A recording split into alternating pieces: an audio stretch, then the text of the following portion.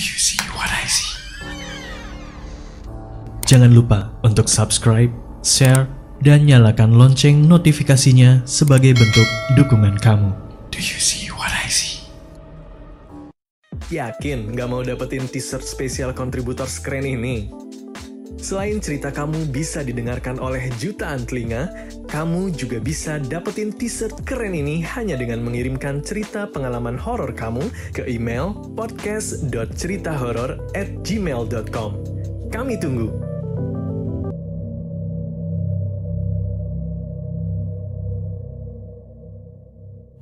Perkenalkan, nama saya Rudy dari Horny Channel. Di sini saya akan bercerita pengalaman saya pada saat menjadi ojek online di Surabaya. Sebelum itu, bagi kalian yang ingin melihat saya cerita-cerita saya dan YouTube saya bisa cek di link deskripsi yang ada di bawah atau search di Horny Channel ini, Horny Channel Horor dan Misteri. Ini ya. Bisa cek di link deskripsi, nanti kamu mampir di sana. Oke. Kita langsung masuk ke ceritanya. Pada tahun 2017 saya pertama kali ngojol dan itu juga pertama kali kuliah. Kejadian awal pada tahun 2018 itu pada saat saya maghrib narik mulai dari pagi ya. Maghrib saya dapat orderan itu food. Orderan food saya lihat, saya pastikan semua alamat tujuannya semua dan makanannya, lalu saya chat customernya sesuai aplikasi ya mbak. Nah sebelum itu di alamat itu ada note naik ke lantai 2 nomor 211.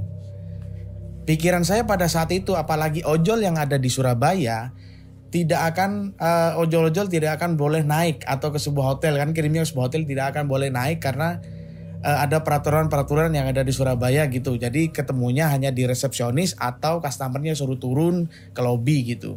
Ya udah saya beliin aja tuh, saya nganter ke sebuah hotel yang ada di Surabaya yaitu di tengah kota. Di situ saya nyampe di depan hotelnya itu agak aneh hotelnya. Saya nggak tahu itu hotel atau apa, mungkin kalau saya bilang sekarang hotel bintang 1 mungkin gitu ya. Saya tanya ke security, Pak saya mau kirim makanan ke belakang aja mas gitu. Parkir belakang aja. Saya masuk ke belakang itu dalam, di belakang itu ada halaman parkir yang lebar. Saya mau ke tempat resepsionis dan apapun itu nggak ada resepsionisnya hotelnya. Jadi kalau mau check in itu langsung ke security-nya. Di situ saya nggak mikir aneh-aneh ya. Ya udahlah. Pas saya udah parkir motor, saya telepon customer saya. Mbak saya udah di bawah di parkiran di belakang. Customernya cuma ngomong naik aja mas, nggak apa-apa kok. Ya udah saya naik dari belakang, dari pintu belakang itu gelap, cuman ada namanya itu apa air mancur yang kemercik kering-kering gitu aja. Jadi di sana di posisi itu cuman saya aja. Setelah naik dari sana, saya itu kan jalan gitu ya. Apa tangganya kan lawan arah gitu, naik. Pas saya udah nyampe di lantai 2, di sebelah kanan saya itu ada yang gudang. Ada troli, ada kasur-kasur dan lain-lain. Trolinya itu isinya piring, spray apa, tapi udah kumuh kotor kayak gak pernah dicuci. Pas saya belok kiri, kan itu harus nurutin nomornya, lantai 2, 211. Kalau saya deskripsikan tempatnya dari lantainya, dari pintu-pintu hotel itu, menurut saya udah nggak layak ya.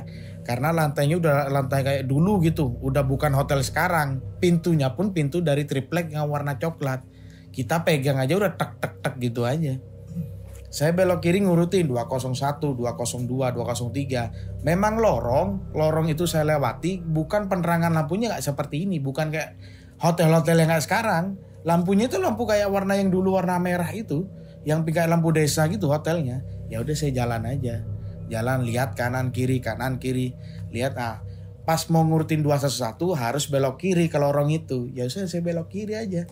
Ngikutin. Setelah dapat nomor 211 saya tok. Memang ada customernya cewek. Transaksi sudah, saya kasih makanan, dia ngasih uang tunai. Logikanya saya kalau mau kembali ke parkiran saya harus balik lagi ke lawan arah ke lorong itu. Tadi belok kiri, saya sekarang harus belok kanan. Dari jauh pas saya keluar belok kanan, dari jauh itu saya ngelihat memang ada troli dan gudang itu. Karena kacanya tembus pandang untuk gudangnya itu. Saya mau jalan lurus untuk keluar ke lantai ke bawah. Di sana troli itu tiba-tiba jalan sendiri. Trolinya jalan sendiri, gak ada orang, gak ada apa, sepi, sunyi, gak tahu ada yang check in apa enggak. Karena pintu-pintu yang saya cek ada pintu yang plastiki, terus bawahnya banyak amplop-amplop apa saya nggak tahu. Troli itu jalan, tek tek tek tek tek tek tek tek tek tek tek tek. Trolinya tuh jalan, berhenti di 3 kamar. Jadi 201, 202, 203. Berhentinya di 203. Saya nggak nge-freeze, saya nggak itu. Cuman saya ketegengen, bahasa Jawanya itu kayak sepaneng, ada yang jalan. Kalau ada yang bilang kenapa gak lari mas? Loh saya lah mau lari kemana? Wong hotel itu saya nggak nguasai. Ya nggak tahu. Wong di belakang itu gelap semua. Cuman kayak separuh aja gitu. Saya akhirnya memberanikan diri jalan ke sana. Udah jalan aja. Memang saya lihat berhenti pas di depan pintu. Udah lihat gini. Ya udah nggak ada apa-apa. Pas saya mau turun ke tangga ke bawah, kan saya di belakang, kalau turun pasti kita kelihatan kamarnya gini. Saya toleh tuh, tolehnya ke arah kanan gitu, saya toleh gini. Nah kan di troli ada di tengah, ada space, terus ada pintu kamar. Di tengah-tengah ini saya nggak tahu itu apa sosoknya atau apa orangnya. Cuman ada cewek, bajunya hitam, rambut ketutup semua, saya nggak tahu itu apa. Setelah itu cewek itu masuk ke kamar itu. Spontan saya lari aja ke bawah. Wah, udah lari aja ke bawah. Anehnya yang di parkiran itu cuma ada 1 orang. Dan itu orangnya cuma biasa aja. Ya wis. Bahasa Surabaya aku bengok apa. Bahasa Surabaya semua keluar. Yang kotor-kotornya keluar. Orangnya cuma biasa aja, diem aja gini. Logikanya kan harus, kenapa mas kok teriak-teriak di situ? Nggak ada, cuma diem aja. Pokoknya setelah cewek itu, entah itu apa nggak tahu, dia masuk, udah saya teriak aja. Saya nggak berani ngapa-ngapain, saya takutnya kan banyak berita-berita ya. Setelah transaksi apa tiba-tiba uangnya ada di daun atau apa. Saya cek uang saya itu. Tapi bener, uang saya bener uang tunai. Yang pasti customer saya asli lah gitu.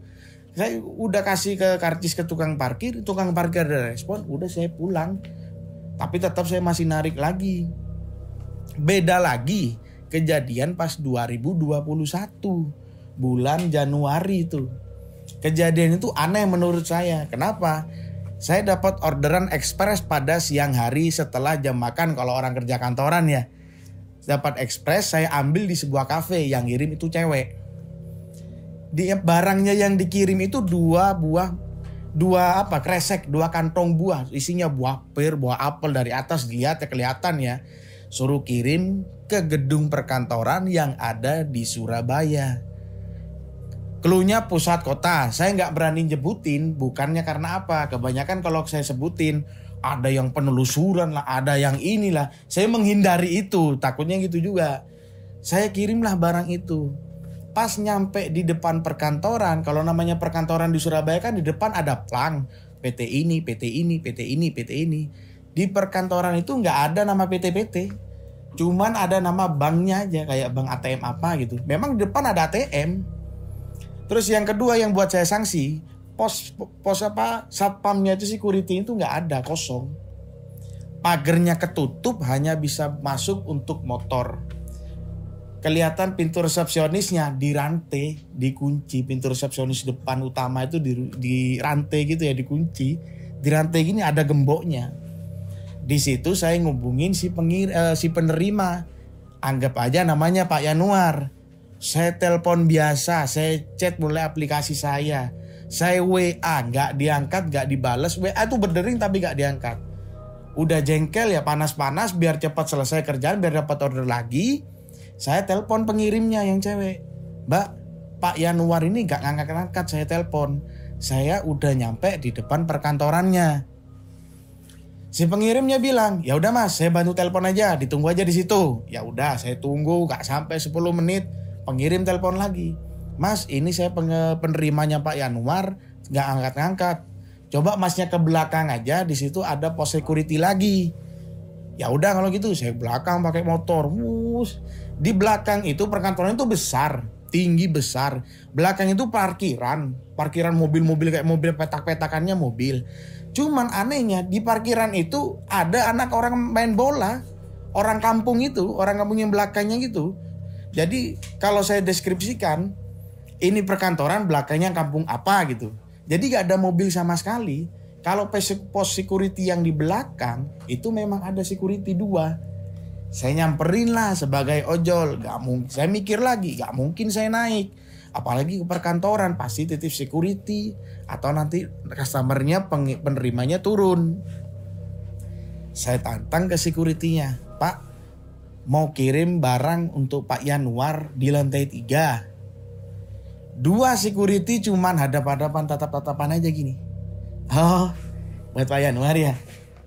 Naik sendiri aja Bang, lantai 3. Nanti samain aja unitnya ya. 301, 302, 303 gitu. Naik aja sendiri. Cengenges-cengengesan gitu. Saya nggak tahu, cengenges-cengengesan aja. Ya udah. Naik aja lewat pintu belakang, Mas, nanti tembusnya resepsionis.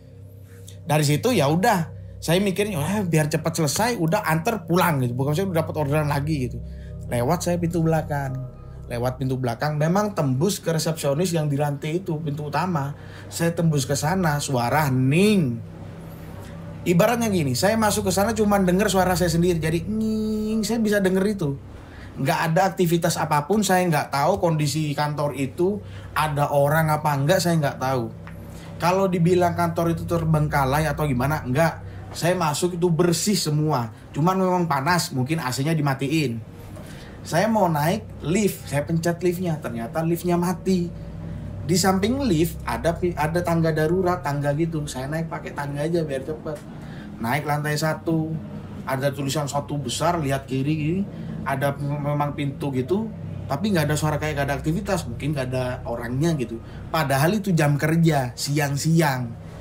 Pas naik lantai 2, sama juga, nggak ada orang, nggak dengar suara apapun. Jadi saya muter di tangga itu bisa lihat ke atas gini, muter-muter gini kayak di mall-mall itu. Pas naik ke lantai 3 untuk tempatnya Pak Yanuar, saya naik ke lantai 3 belok kanan, itu masuk ke lorong, tinggal ngurutin unitnya 301, 302. Kalau pas naik gini itu lorong, di belakang itu ada tempat lorong lagi, 2 lorong. Nah pas saya itu naik di lorong itu, mau belok kanan ya. Cuman pas masuk lorong itu kan ini, lampunya tuh gelap. Cuman saya bisa kelihatan kaca yang tembus sana. Jadi kayak ada buku-buku apa itu kelihatan. Entah kenapa ya, saya nggak tahu itu apa. Pada siang hari saya mau masuk, tiba-tiba saya itu dibisiki, entah itu siapa saya nggak tahu, dibilang gini, ojo, ojo, ojo, yang artinya jangan. Saya tek langsung gitu aja, langsung hati saya kayak tek, kenapa ya? Mau masuk enggak? Masuk enggak? Karena kalau saya mau masuk pastinya ini lampu ini pasti hidup, pasti ada orang bunyi ketika apa suara, itu nggak ada apa-apa. Yaudah, akhirnya saya mutusin pada saat itu, saya bilang sendiri kayak sini, ya udah saya putusin Pak Yanuarnya, penerimanya nggak ada, suruh titipin satpam aja lah gitu. Saya ngomong sendiri gitu dalam hati, ya udah. Pas saya mau balik, kan saya pasti kalau turun tangga bisa ngelihat lorong yang di depan. Nah pasti sampai situ saya mau turun bawa 2 kantong buah itu. Keluarlah dari lorong itu 1 cewek dengan kepala gelinding. Gelindingnya itu 3-4 kali gitu. Jadi ininya sampai ini gelinding. Tek, tek, tek, tek. Terus yang cewek itu memang cewek ya hitam gitu ya, nggak tahu wajahnya gimana, yang hitam itu. Ada kepalanya utuh semua, kaki semua ada semua, cuman dia diem. Terus satunya kepala tek tek tek tek. Dia ngeliatin saya, karena saya bilang ngeliatin kenapa, matanya putih, ininya kayak apa ya, kayak debu-debu kayak pasir. Terus rambutnya itu ada cewek rambut, matanya putih melotot gini. Spontan saya lari, lari ke bawah, saya lari. Nyampe di bawah yang di parkiran kata ada anak bola itu.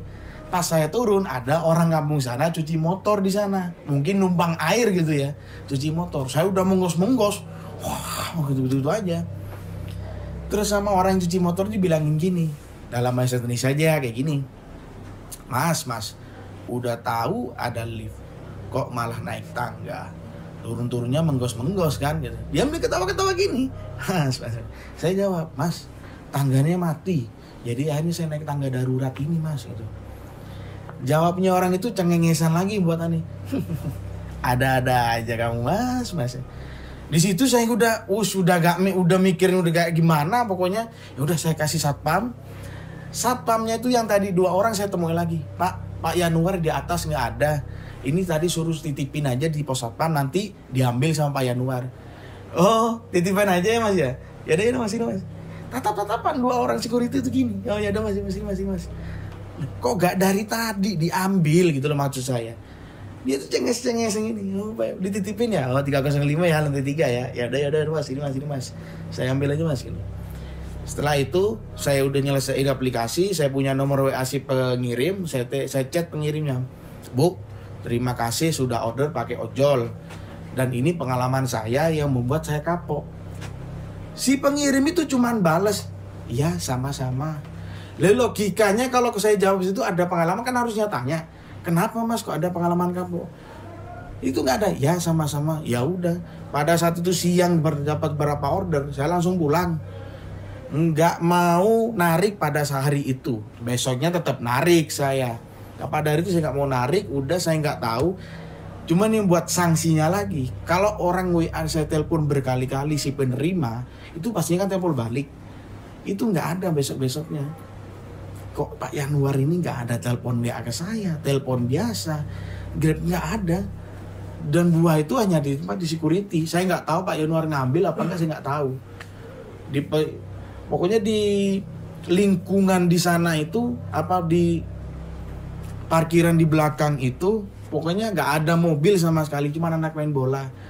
Setelah kejadian itu udah saya pulang nggak mau narik.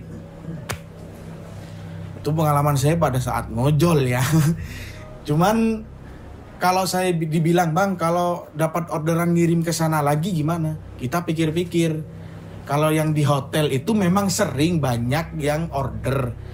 Kebanyakan orang Surabaya bilang bahwa hotel ini ya hotel ya gitulah buat orang-orang yang dunia malam mungkin gitu. Kalau yang di gedung perkantoran sampai sekarang saya belum terima lagi. Kalau kalian masih tanya ke saya, bang masih narik sampai sekarang, masih narik ojol di Surabaya, tapi belum dapat lagi orderan yang di sana. Gitu.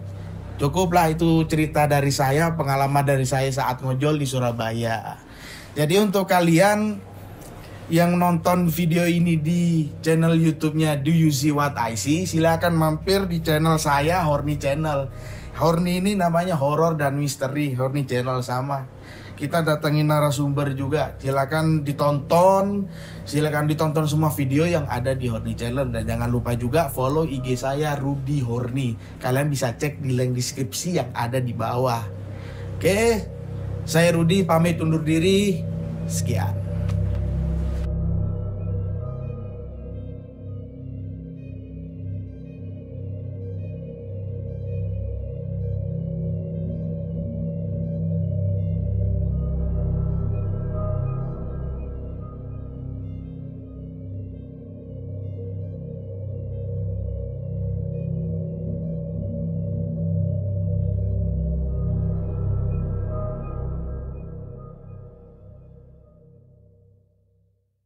Kirim cerita kamu ke alamat berikut.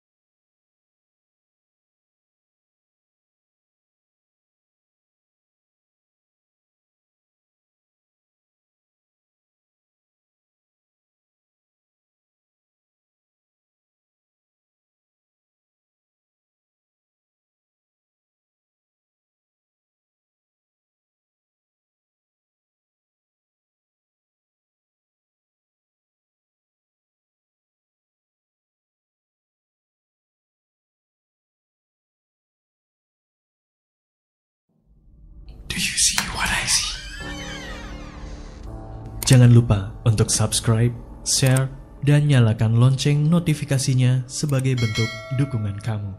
Do you see what I see?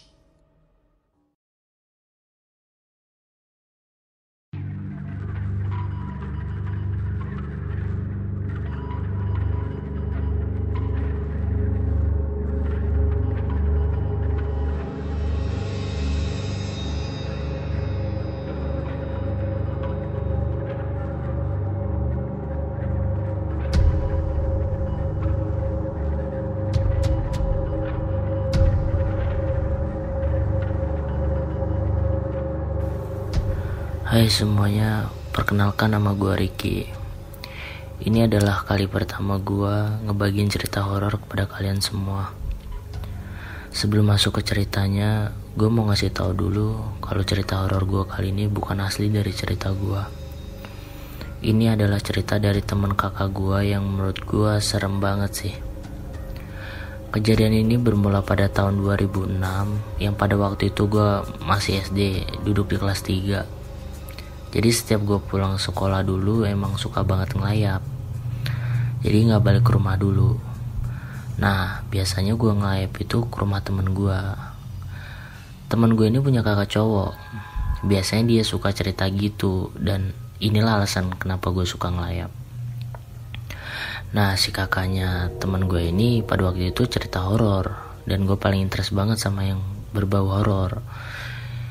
Jadi kakaknya dulu pernah kerja di salah satu pabrik elektronik, kayak pembuatan komponen-komponen elektronik, kayak AC, kulkas, TV, dan lain-lain.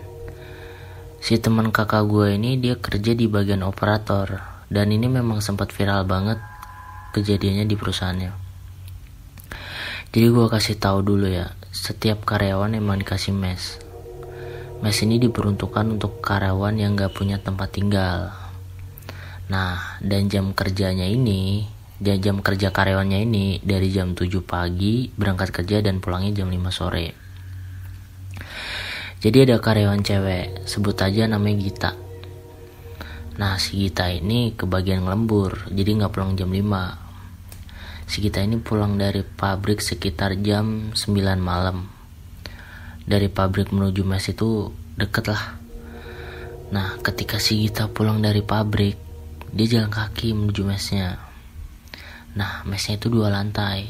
Dia kebagian di lantai 2. Nah setibanya di mes, si Gita ini masuk kamar. Seperti biasanya lah, si Gita kalau pulang kerja emang suka beres-beres kamar.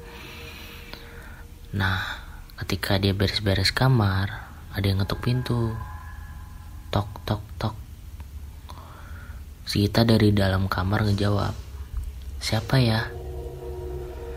Yang ngetuk pintu ngejawab tuh, orang sebelah. Nah si Gita ngejawab balik, "Mau ngapain?" Nah dibalas lagi sama yang ngetuk pintu, "Mau nganterin makanan." Nah si Gita ngejawab lagi nih, "Oh iya bentar." Dan pas si Gita ngebuka pintu, yang dia kira tetangga kamar sebelahnya, ternyata anggota badannya emang cuma sebelah. Dan si Gita kaget, langsung pingsan. Terus keesokan harinya, teman kamar sebelahnya ngebangunin Gita yang emang pingsan di depan pintu kamarnya. Nah setelah siuman, si Gita nyeritain tuh kejadian semalam yang baru saja dia alamin sama teman kamar sebelahnya. Dan itulah cerita horor gue kali ini. Selebihnya gue mohon maaf kalau ada salah-salah kata. Terima kasih.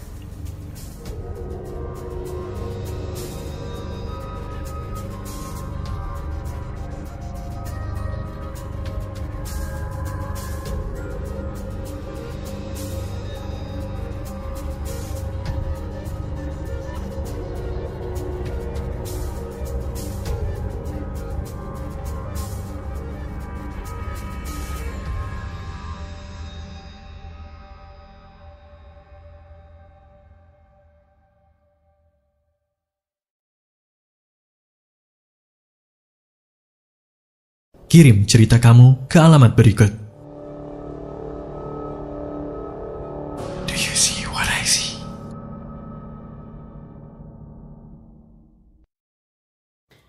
Halo, selamat datang di podcast Do You See What I See bersama saya, Pak Popo.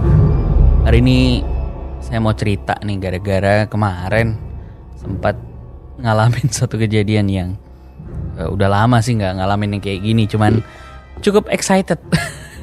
Ya horror malah excited. Jadi gini ceritanya. Beberapa hari lalu gue sempat pergi sama istri kira-kira sampai jam 12 malam lah. Udah lama banget sih nggak pergi bareng istri yang pergi seharian gitu ya. Terus pulang cukup malam karena waktu itu sempat makan di luar. Dan baru balik tuh jam 12 malam gitu. Nah ketika sampai rumah nggak ada, ya udah pada tidur orang-orang rumah. Terus ya beres-beres sebentar, cuci-cuci gitu ya. Nah gantian gue habis mandi, istri gue mandi. Nah gue lagi di atas kasur. Nah di situ gue mainin HP. Mungkin itu udah jam setengah 12 kali, setengah 1. Tiba-tiba gue dengar suara jegrek gitu, sebuah pintu terbuka. Yang gue yakin nih, kalau gue pulang emang biasanya kalau gue pulang malam, anak gue entah yang kecil atau yang gede itu suka keluar minta ditemenin. Nah gue udah tahu nih ini pasti pintunya kamar anak-anak. Terus denger suara langkah deg deg deg deg deg, turun tangga deg deg deg deg deg. Tapi ada tapinya gue tunggu sekitar 2 menit 3 menit kok nggak ada yang masuk.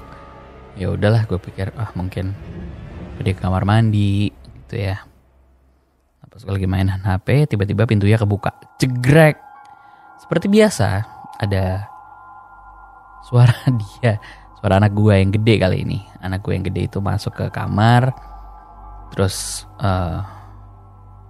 memandang gue dengan tatapan minta ditemenin. Tapi di situ anehnya dia ngomong pakai bahasa yang gue nggak tahu gitu ya. Kurang lebihnya gini, kayak gitu. Jadi gue bilang, "Kak, kamu ngomong apa sih?" gitu kan.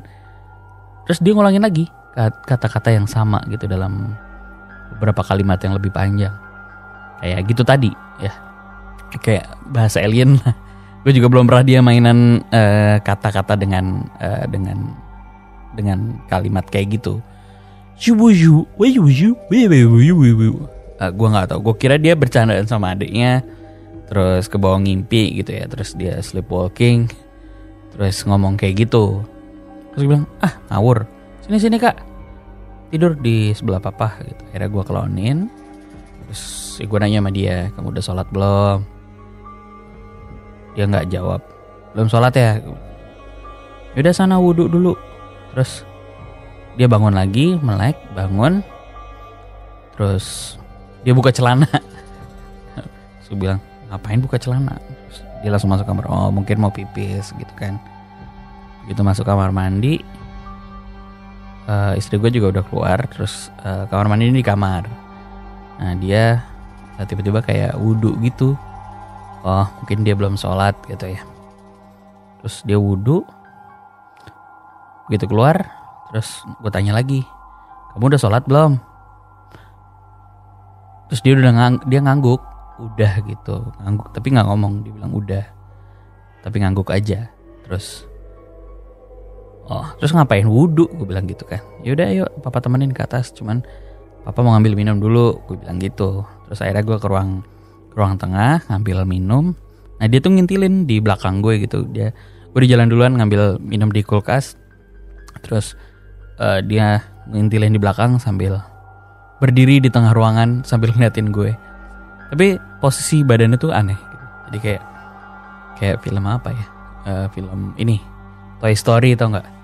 Woody yang lagi kayak lemes gitu, terus kepalanya gitu. Terus dia sekali lagi ngomong bahasa yang tadi. Sambil gitu, tapi ngeliatin gue. Tapi posisi badannya aneh gitu, kepalanya miring gini. Terus kan, astagfirullahaladzim, dalam hati gue, aneh-aneh aja nih anak. Yaudah, ayo ke atas. Akhirnya gue gandeng, terus naik ke atas. Nah kamarnya di atas. Nah pas di kamar, gue klonin, adeknya udah tidur. Terus gue klonin, terus gue bilang, udah berdoa belum? Udah, berdoa dulu. Gak berdoa. Akhirnya dia berdoa, terus selimutin, terus gue keluar. Gue matiin lampu, gue keluar. Begitu keluar kamar, gue tuh nggak, jadi keluar kamar pintunya buka gitu ya, buka ke kiri gitu. Terus gue keluar kamar, gue ngadep ke kaca. Gue waktu itu pakai baju hijau pastel gitu deh. Terus gue tuh lihat kaca. Gue lihat kaca, ada gue ngeliat pantulan baju gue. Nah di luar tuh gelap karena di dalam terang, di luar gelap. Jadi mantul gitu. Jadi pas mantul gue ngeliat baju gue mantul di kaca. Tapi kok muka gue nggak mantul di kaca? Sambil gue ngeliatin, gue mengerinyit gitu, terus gue liatin aja. Kok kayak ada orang, maksudnya ada orang lain di pantulan itu gitu. Terus gue langsung ngadep belakang gitu. Astagfirullah, gue kayak kaget. Karena gue lihat kayak bukan gue, karena gue kan pakai kacamata, terus rambutnya emang acak-acakan. Cuman yang gue lihat tuh kayak ada putih gitu loh, putih di bagian kepala, tapi bajunya baju gue gitu. Gue pikir pantulan orang di belakang gitu kan. Pas gue lihat ke belakang nggak ada apa-apa, tapi begitu gue balik lagi ngeliatin kaca, nah di kaca itu jelas banget. Jadi gue pakai baju hijau, rambutnya tuh putih ke bawah gitu. Jadi bajunya baju gue, rambutnya putih segini, nggak sampai nutupin bajunya. Kayak pakai wig kebalik gitu. Jadi rambutnya putih gitu. Nah gue takutnya itu karena putih, karena rambut gue hitam. Gue pernah rambut gue putih gitu kan. Tapi ini bukan rambut gue dan muka gue nggak ada gitu. Maksudnya nggak ada mukanya, tapi cuman rambut ke bawah, tapi rambutnya putih. Terus dalam hati gue kayak astagfirullahaladzim. Terus gue langsung nyebut auzubillah kalimatillah hitamati min syarri ma khalaq. Terus gue langsung deg-degan, gue langsung lari ke bawah. Wah deg-degan banget. Aduh apaan yang gue lihat gitu ya. Ya udah lama banget nggak ngerasain adrenalin kayak gitu, malah seneng kayak Black. Gara-gara tadi cerita yang barusan, jadi ingat satu cerita sebelumnya yang waktu itu. Jadi kamar anak gue ini di depannya ada freezer gede karena emang gue jualan kue. Jadi waktu itu anak-anak tidur di bawah karena kita emang suka tidur pindah-pindah. Jadi ada yang di bawah, kadang-kadang di atas. Nah waktu itu gue lagi ngedit podcast kayaknya jam 1-an belum selesai gitu ya. Terus anak gue yang kecil tidur sama gue di bawah di kamar belakang. Istri gue sama anak gue yang gede udah ketiduran duluan di depan gitu ya, di kamar depan di bawah juga. Terus tiba-tiba jam 1 ada orderan kue masuk karena gue punya toko kue namanya Honey to the Bee. Jadi cari ya toko kue 24 jam di Jakarta, Honey to the Bee, sekalian promosi. Instagramnya nanti gue taruh di bawah, Honey Bee World. Jadi promosi. Terus jam 1 ada order masuk, terus katanya dia mau ngambil ke rumah gitu ya. Ya udah, gue langsung naik ke atas. Tek sendiri, anak gue juga udah tidur. Pas gue ngambil buka freezer, cegrek gitu kan, buka lagi milih-milih kue gitu karena dia mau pesan apa. Jadi gue sambil WhatsAppan sama si customer. Tiba-tiba di belakang gue ada yang teriak, "Pah!" gitu. Kenceng banget kayak gitu. "Pah!" Anak gue itu kan, suara anak gue, kaget gue. Astagfirullah, gue langsung balik badan. Gue takutnya si anak gue yang kecil yang lagi tidur itu karena gue keluar mungkin dia ngintilin gue gitu loh. Gue takut karena dia masih kecil mungkin takut. Terus gitu gue balik badan, kok nggak ada siapa-siapa gitu. Padahal gue dengar dengan sangat jelas gitu ya. Orang jelas-jelas dia teriak. Nggak mungkin gue salah dengar lah gitu. Teriak "Pah!" Terus gue kaget, astagfirullah gitu kan. Gue langsung lihat ke belakang. Gue langsung lari ke tangga. Nah, gue takutnya dia naik.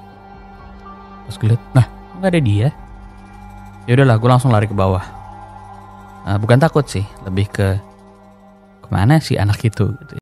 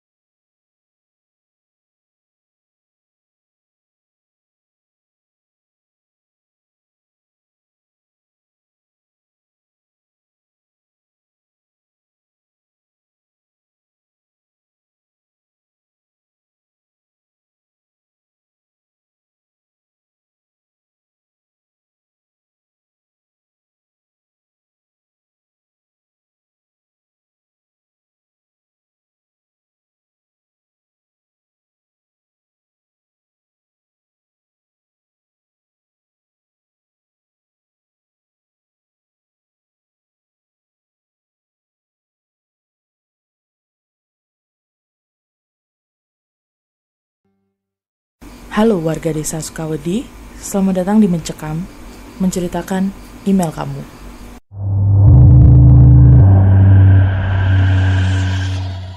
Bersama saya Devian Viana, salah satu tim editor Do You See What I See. Kali ini bakal nemenin kamu di segmen Mencekam di weekend kali ini. Cerita Mencekam kali ini datang dari Alwi Syaban. Dia menceritakan tentang KKN. Jadi sebenarnya cerita KKN ini termaksud yang favorit ya di Do You See What I See. Bagi teman-teman mungkin KKN itu banyak hal yang sebenarnya mungkin banyak cerita-cerita horor di situ, di balik itu ya. Jadi mungkin pada relate kali ya. Oke, langsung aja kita bacain ya cerita dari Mas Alwi Syaban. Judulnya KKN Kaki Gunung Manglayang. Bulan Agustus lalu, kami memasuki semester 7, di mana pada semester tersebut, sebagaimana lazimnya, waktu untuk melaksanakan kuliah kerja nyata atau KKN. Kami berasal dari satu universitas yang sama, namun dari berbagai jurusan dan fakultas yang berbeda.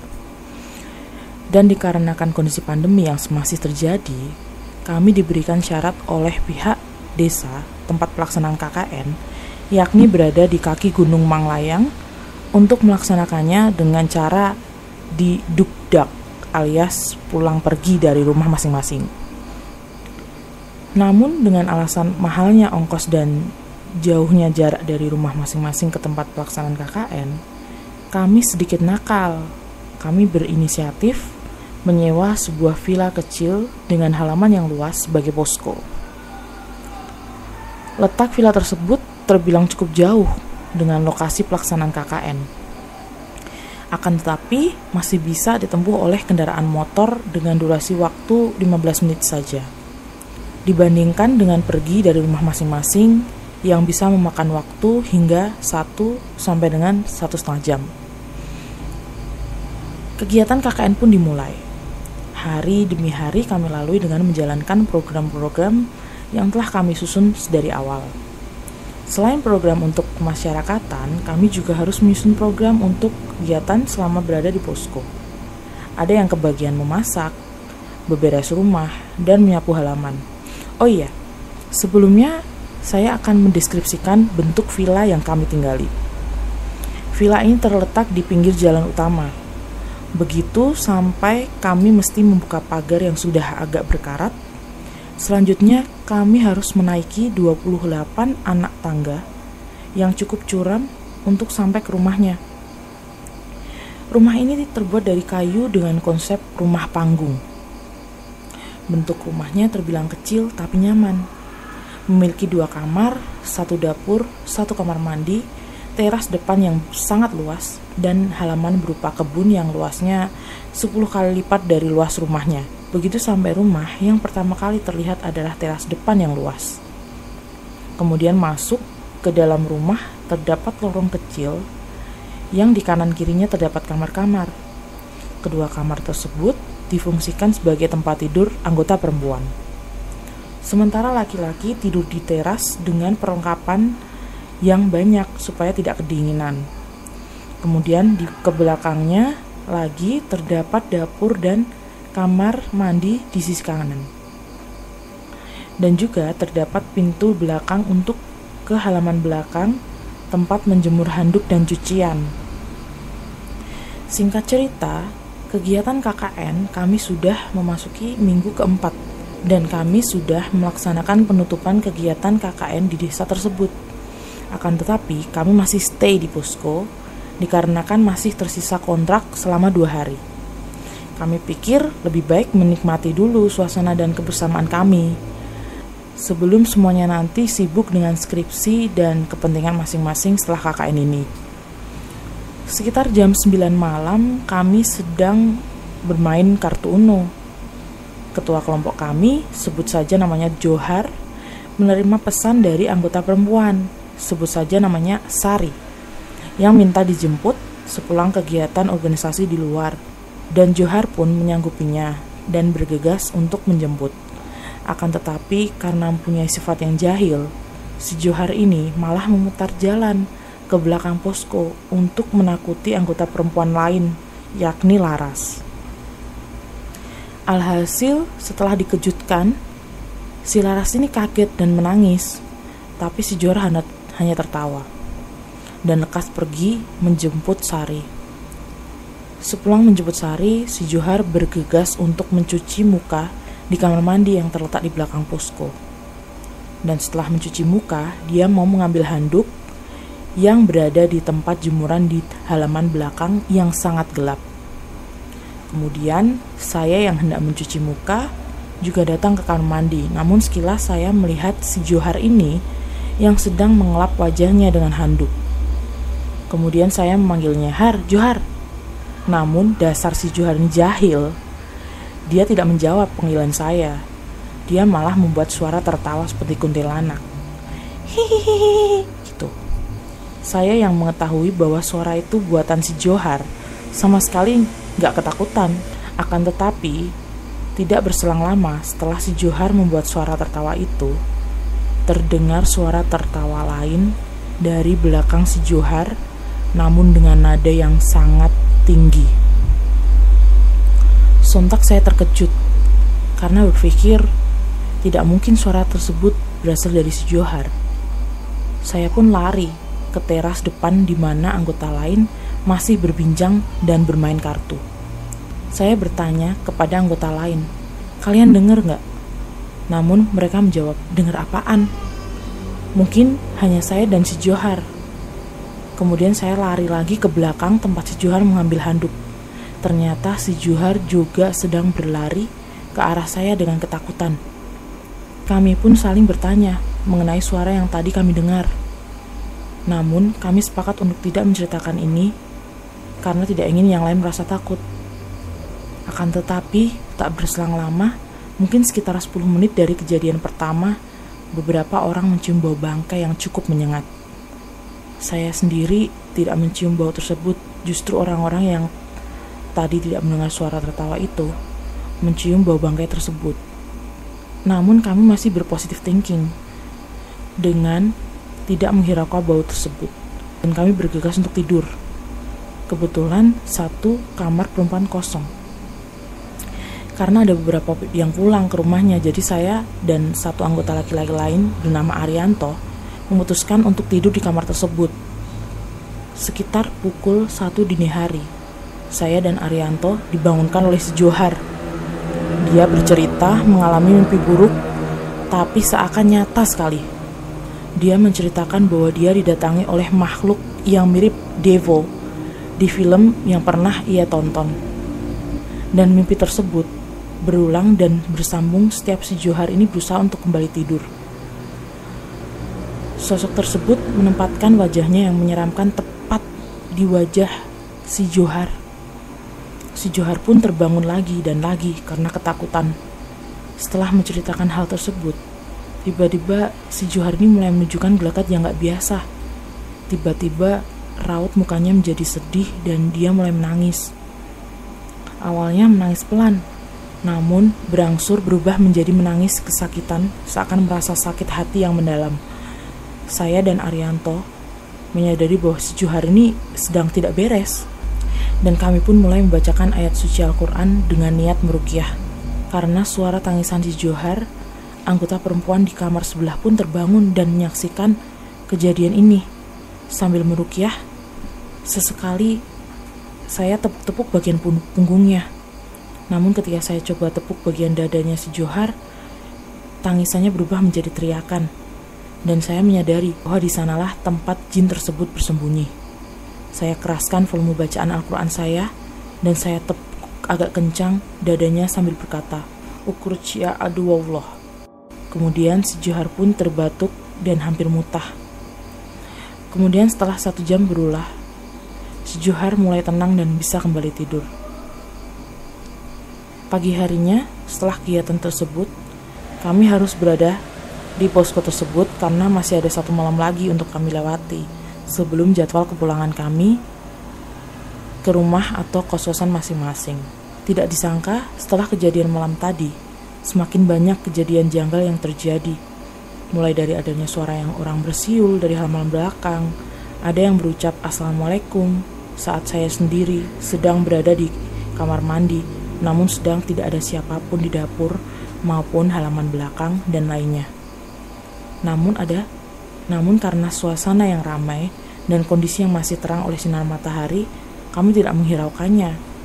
Di malam hari, kami mengadakan acara renungan dan musofalah sebelum mengakhiri kegiatan KKN ini, di mana kami saling berterima kasih dan saling meminta maaf apabila selama berada di posko ada perbuatan dan ucapan kami yang menyakiti, dan hal itu tentu saja tidak sengaja. Kami pun larut dalam haru dan tangisan. Kejadian janggal selama berada di posko pun tidak sebanding dengan kenangan seru dan menyenangkan yang kami alami. Pesan moralnya adalah jangan bersikap jahil berlebihan kepada teman, apalagi di tempat asing yang bukan tempat tinggal kita. Wah, bagus ya, karena ada pesan moralnya bahwa ya jangan jahil-jahil kalau pas di tempat-tempat yang justru itu kita nggak tahu ya asal usulnya seperti apa gitu-gitu. Mungkin sampai di sini aja kali ya, karena udah lumayan panjang, udah sekitar mungkin 10-an menit lebih ya. Semoga bisa menghibur teman-teman semua di Mencekam kali ini bersama saya. Kembali lagi di Mencekam selanjutnya. Dadah, Assalamualaikum warahmatullahi wabarakatuh.